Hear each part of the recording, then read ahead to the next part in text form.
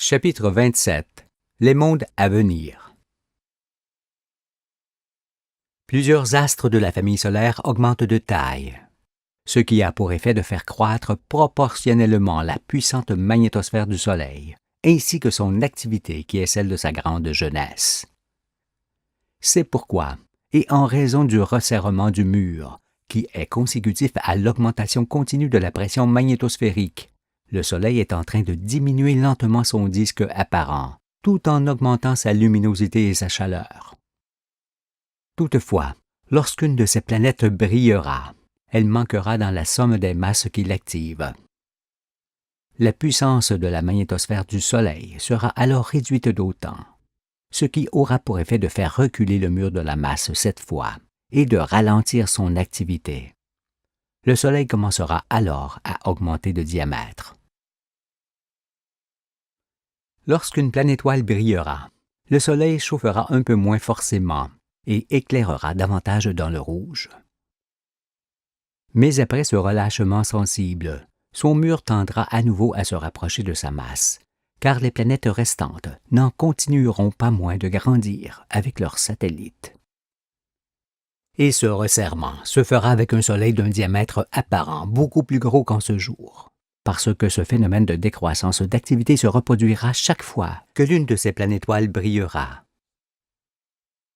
Notre astre du jour deviendra alors de moins en moins chaud et de plus en plus grand, jusqu'à ce qu'il nous apparaisse gigantesque. Le moment viendra où il sera si vaste dans le ciel qu'il faudra tourner la tête à gauche et à droite pour voir ses bords quand il se lèvera sur la Terre. Ce sera un merveilleux spectacle que l'on peut déjà imaginer, mais qu'il est difficile de décrire, tant est grande une pareille splendeur. Il est certain cependant que son activité électromagnétique l'obligera à changer de la sorte. Ce qui est parfait, parce que le Soleil doit durer autant de temps que ces astres qui le font briller. C'est ici l'une des nombreuses perfections de l'électromagnétisme, voulant que l'un existe par l'autre dans une même durée, pour faire vivre un monde. Chacune à leur tour, les planétoiles solaires deviendront des étoiles à part entière. Cela se produira pendant le long chemin de vie du Soleil, qui remonte avec la Terre et ses servantes, Mars, Vénus, Mercure, la Lune, vers la région du cœur de la roue. Et bien que les planétoiles s'éclaireront soudainement, le Soleil changera lentement en réponse, parce qu'une étoile nouvelle a encore besoin de sa mère dans ses débuts, et continue de la solliciter par l'anneau sur lequel elle évolue. L'activité électromagnétique s'exerce ainsi dans la souplesse et avec douceur. C'est pourquoi chaque fois qu'une planétoile brillera dans le ciel, le Soleil s'assiera lentement dans une nouvelle allure de fonctionnement.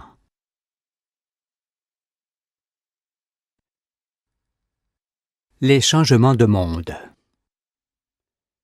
Parce qu'elles deviendront successivement étoiles, Neptune, Uranus, Saturne et Jupiter indiquent 4 époques différentes et un monde toujours autre dans la durée de vie du Soleil. Mais parce que sa lumière et sa douce chaleur seront répandues d'une façon quasi uniforme sur tout le globe, les réserves de glace diminueront au fur et à mesure de son changement d'activité. Ainsi, cette fonte des glaces compensera la croissance de la Terre, et les étendues d'eau demeureront. Ce sera un monde toujours plus beau dans les siècles, surtout que la connaissance ne cessera d'augmenter et de vous accorder avec lui.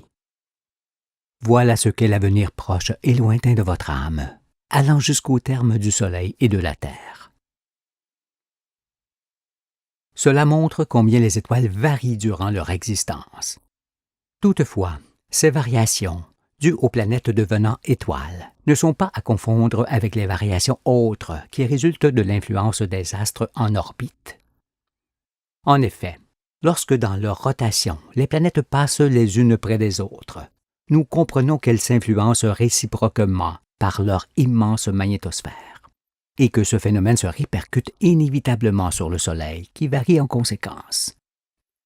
Mais ces changements-là ressemblent davantage à l'humeur d'un père selon ce que font ses enfants, alors que ceux que nous montrons avec les planètes devenant étoiles ressemblent aux changements du père durant sa vie. Voici une représentation de ces changements solaires qui se produiront dans le temps. La première figure montre le Soleil tel qu'il est aujourd'hui, ainsi que la position de la Terre en orbite.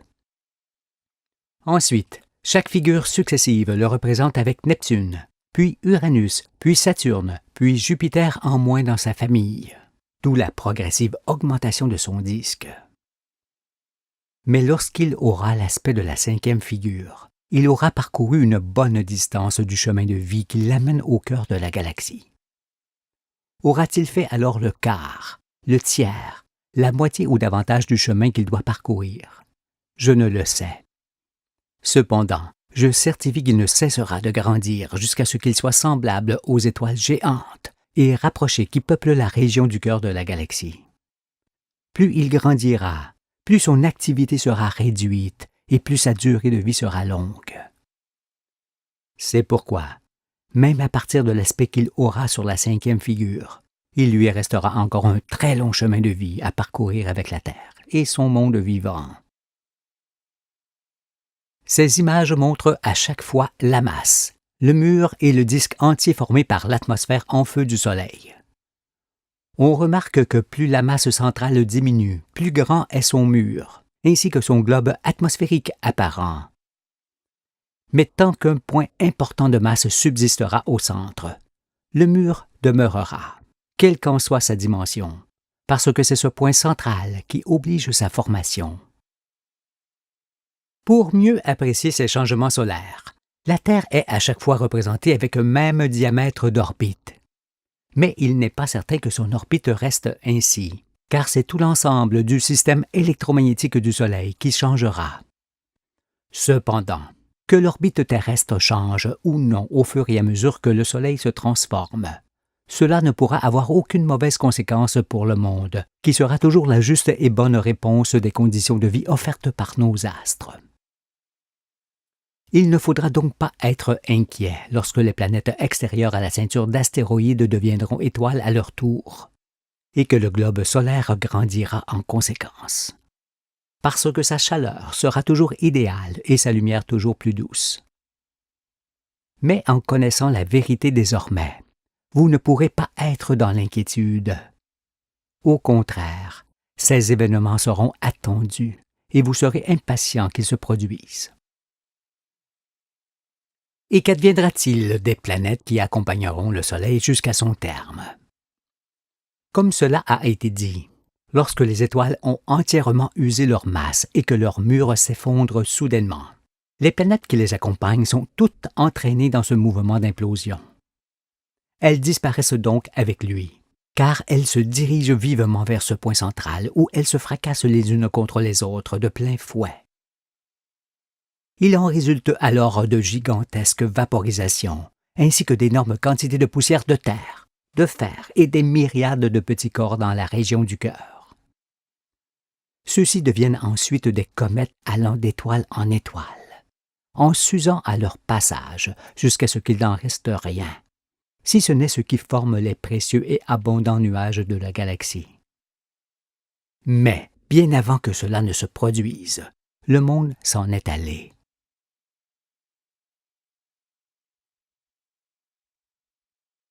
Nos étoiles doubles. Lorsque Neptune s'éclairera, on la verra dans la journée comme une très grosse étoile, mais plus petite que le Soleil. Et nul n'aura peur, comme c'eût été le cas sans la connaissance de la vérité. Quand cela arrivera, il faudra penser à ce que nous avons évoqué précédemment et être dans l'allégresse devant cet accroissement de l'épanouissement de la vie. Si les hommes ont toujours eu peur des phénomènes du ciel, c'est qu'ils ne comprenaient pas ce qui se produisait avec les astres qui sont au service de la vie.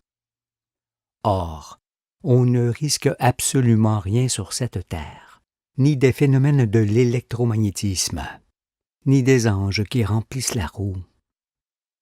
Non, tu créas la terre pour qu'elle soit notre plaisir et notre joie, et non pour que les hommes disparaissent par des phénomènes indépendants de leur volonté, auxquels ils ne pourraient échapper. C'est pourquoi, dès après les jours difficiles qui viennent et dont seuls les hommes sont responsables, le monde vivra paisiblement à l'abri de tout danger.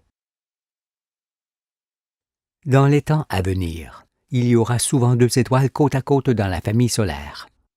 L'une sera le Soleil et l'autre l'une de ses planétoiles qui brillera à son tour. Ainsi, on entrera à nouveau dans le monde des étoiles doubles. Et cela durera longtemps, le temps qu'il faudra pour qu'elles s'éloignent l'une de l'autre. Mais les conditions de vie changeront, car le Soleil changera lui aussi. Cependant, quelles que soient ces nouvelles conditions de vie, les créatures en seront toujours la réponse selon la science du Tout-Puissant, dont on ne peut sonder l'intelligence. En vérité, je vous le dis, toutes ces manifestations dans le ciel ne seront nullement la régression des conditions de vie, mais leur expansion à l'infini qui fera croître toujours plus le bonheur de l'existence. Ne vous attendez donc à rien de mauvais sur la terre et dans le ciel, mais au contraire à l'épanouissement de la vie, qui est indispensable aux renaissances et au monde nouveau. Vous ne connaissez qu'un aspect du monde, qui est celui des commencements. Il y en aura d'autres, cependant, que vous ne pouvez définir à l'avance, mais que vous pouvez pressentir désormais en étant éclairé. La destinée dans l'au-delà. Comme on vient de le voir, le soleil grossira et deviendra de plus en plus rouge. Le monde se trouvera alors dans une lumière magnifique que l'on peut déjà se représenter. Par incidence, les couleurs et les conditions de vie changeront sur Terre, ainsi que les créatures. Plus rien ne sera alors pareil dans cette marche qui conduit les hommes dans des mondes toujours plus merveilleux. Il s'agit des mondes de l'au-delà, au-delà d'ici, qui se trouvent sur le chemin de vie du Soleil, et des mondes terrestres que votre âme vous fera connaître avec des renaissances corporelles successives. Voilà votre avenir, qui ne dépend nullement des doctrines et des œuvres humaines, mais qui dépend seulement de la force céleste qui prédétermine, crée, anime et régit toutes choses. Si, par l'esprit, vous suivez le travail des astres, le temps n'aura aucune signification à vos yeux, car vous pourrez aller des sources à la mer comme bon vous semble, et du bord jusqu'au cœur de la galaxie, si tel est votre désir. Il suffit de suivre l'électromagnétisme dans ses œuvres. Et viendra le jour où vous parviendrez à exclure le temps avec aisance comme je le fais. Alors vous pourrez voir comme moi les images du chemin de vie où il n'y a que douceur et allégresse, et vos pensées vous rempliront d'amour pour celui par qui tout existe. Associez donc les changements à venir du soleil avec le chemin de la vie, qui est aussi l'arbre de vie et la destinée de votre âme, si vous prenez part à la résurrection des morts aujourd'hui. En fonction de vos choix, vous choisirez de rester éternellement sur ce chemin et de vivre tout ce que l'univers offre aux âmes méritantes. Car vous êtes responsable de votre destin, qui est sans fin si vous êtes dans le mérite de conserver la vie que Dieu vous a donnée.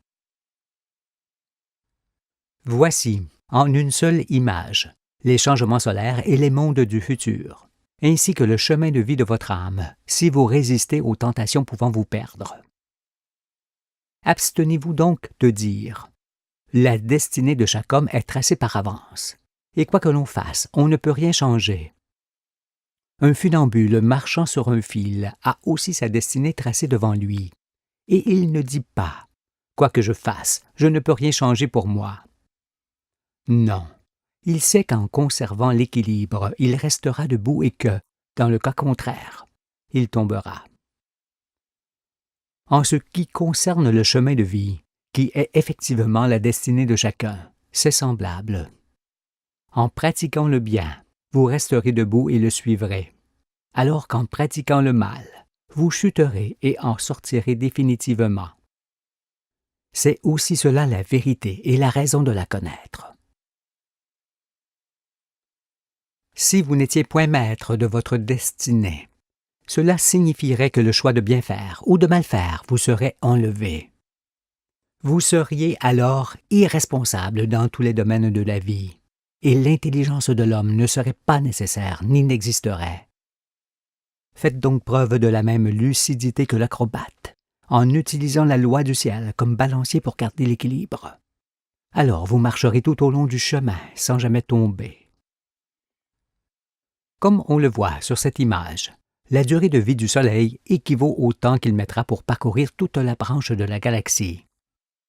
Pour le moment, il est avec la Terre tout en bas de cette branche, car il ne brille pas depuis 5 milliards d'années comme les intelligents vous le cornent bruyamment et constamment aux oreilles, mais depuis un peu moins de 200 000 ans. Avec les va-et-vient de la Terre qui déterminèrent ces époques, on en acquérera la certitude. Mais qu'est-ce que 200 000 ans représentent dans la durée de vie des astres et du monde? Ils sont comme le premier souffle d'un enfant dans le nombre de souffles de la durée de ses jours. Telle est l'exactitude des temps éternels dans lesquels je vous amène si votre âme est dans le mérite de continuer son existence. Aurez-vous alors toujours le cœur à vous opposer à mon baptême devant les merveilles que je montre? Cela ne vaut-il pas quelques réprimandes? Heureux les yeux qui voient ce que vous voyez, car je vous dis que beaucoup de prophètes et de rois ont désiré voir ce que vous voyez, et ne l'ont pas vu, entendre ce que vous entendez, et ne l'ont pas entendu. Aujourd'hui, c'est l'accomplissement de cette parole de Jésus, qui montre également que la vérité était à découvrir.